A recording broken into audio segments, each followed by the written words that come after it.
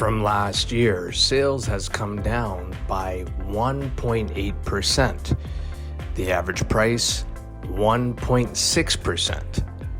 For Mississauga, the number of sales was 288 units. The average price, $977,833.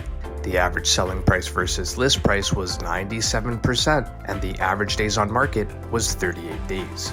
For Brampton, the number of sales was 268 units. The average price, $948,170. The average selling price versus list price was 99%, and the average days on market was 29 days. For Oakville, the number of sales was 117 units. The average price, $1.394,902. The average selling price versus list price was 97%, and the average days on market was 43 days. For Milton, the number of sales was 82 units. The average price, $1,068,920. The average selling price versus list price was 99%, and the average days on market was 33 days. For Burlington, the number of sales was 111 units. The average price, $1,032.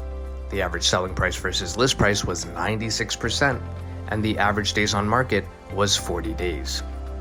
For your detailed monthly market report, please message us here, and we'll be sure to send this out to you for free at no cost or obligation.